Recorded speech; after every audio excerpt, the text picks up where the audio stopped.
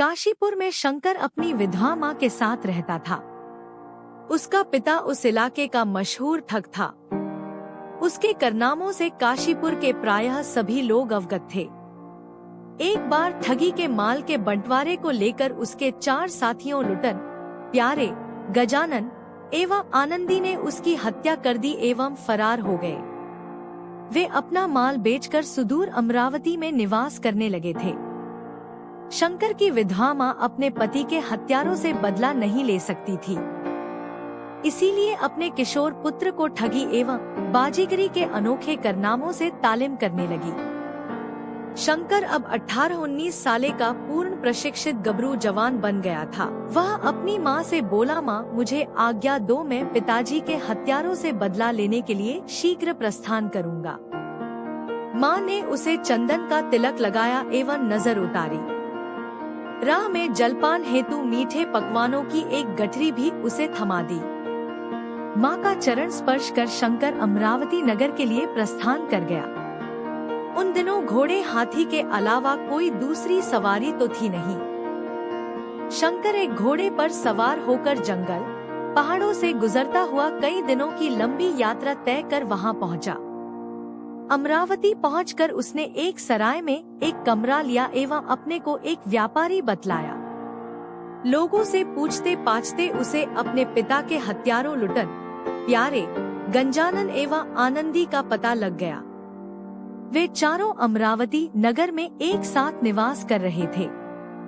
वे दिन में व्यापारी बनकर व्यापार करते एवं रात में ठगों का वेश धरकर ठगी बटमारी किया करते थे। उनके पास पहुंचकर शंकर ने उनके पैर छूते हुए कहा, मामा जी मेरा प्रणाम स्वीकार करें। ठगों को अपने इस अज्ञात भांजे को देखकर आश्चर्य हुआ। उन्होंने सम्मिलित स्वर में कहा, हमने तो तुम्हें पहचाना नहीं। शंकर बोला, आप लोग तो देश छोड़कर इधर आ बसे। मैं आपकी छोटी बहन का लड़का हूँ। मेरा जन्म आप सबों के इधर आने के बाद हुआ, सो मुझे पहचानोगे कैसे? यह सुनते ही लुटन, प्यारे वगैरह ठगों ने उसे गले लगा लिया। जादुई बंदर और डंडा। वह अपने साथ एक थैले में 2 बंदरों को लेता गया था। एक बंदर उसने बाहर रस्सी से बांधकर हाथ में पकड़ लिया था, जबकि दूसरे को थैले में ही छुपाए रखा। ठगों ने पूछा, भांजे यह कैसा बंदर है? इसे क्यों साथ रखे हुए हो? शंकर बोला, बड़ा अनमोल बंदर है मामा जी, जहाँ कोई संदेश देना हो तुरंत दे देगा एवं वापस लौट आएगा। ठगों ने कहा, भांजे यह बंदर हमें बेच दो। पहले तो शंकर ना नुकुर करता रहा, फिर मुंह मांगी कीमत में बंदर ठगों को दे दिया। प्यारे ने उस बंदर से कहा, जा जाकर हमारे घर में कह देना मेहमान आए हैं, उनके लिए बढ़िया खाना बनाकर रखना, हम लोग शाम को घर लौटेंगे। यह कहकर उसने बंदर को छोड़ दिया। वह बंदर भला उनके घर क्यों जाता? वह तो सीधे मुक्त होकर जंगल की ओर भाग गया।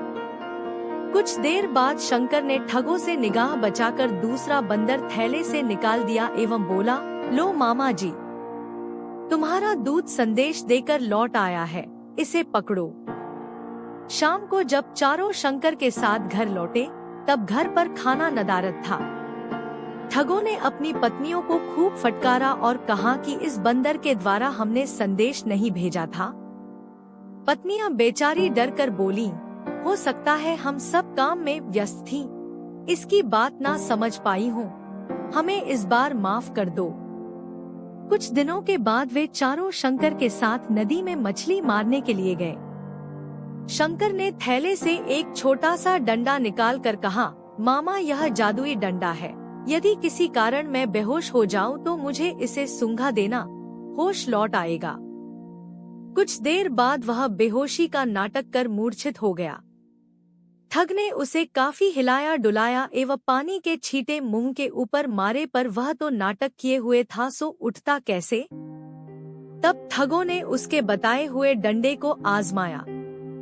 डंडा नाक से लगते ही वह उठकर बैठ गया।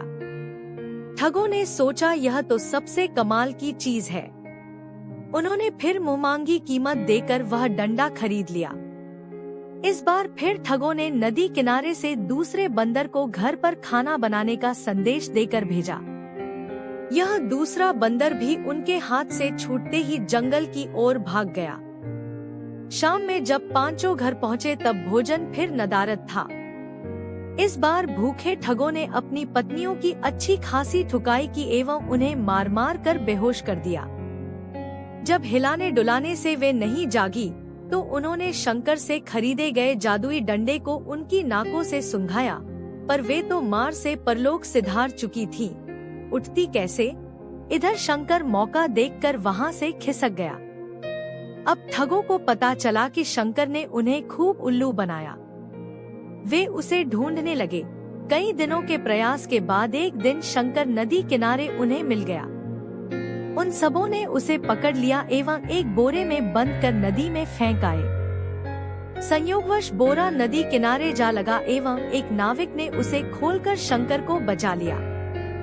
कुछ दिनों के बाद बाजार में जब शंकर की निगाहें उन चारों ठगों से मिली तो वे भूत भूत कहकर भागने लगे। शंकर बोला, मामा जी मैं जिंदा हूँ। वह तो जादुई बोरा था, उसमें किसी को बंद कर नदी में डाल दो तब भी वह व्यक्ति डूबेगा नहीं। उन ठगों को उस बोरे के चमत्कार पर पूर्ण विश्वास हो गया। फिर भी इस बार उन्होंने उसकी तुरंत परीक्षा करनी चाहिए। शंकर को उसका दाम चुकाकर वे चारों एक साथ उस बोरे में बैठ गए। शंकर ने उसका मुंह बांधकर उसे नदी की तेज धारा में छोड़ दिया। बोरा नदी की तेज धारा में बह गया और चारों ठगों ने जल समाधि ले ली। इस प्रकार अपने पिता के हत्यारों से बदला लेकर एक मोटी रकम के साथ शंकर काशीपुर लौट आया। कहानी से सीख। सच्चे प्रतिशोध और न्याय के लिए धैर्य, चतुराई और कड़ी मेहनत की आवश्यकता होती है। शंकर की कहानी यह सिखाती है कि बुरे कर्मों की सजा अंततः मिलती है और सच्चाई की हमेशा जीत होती है।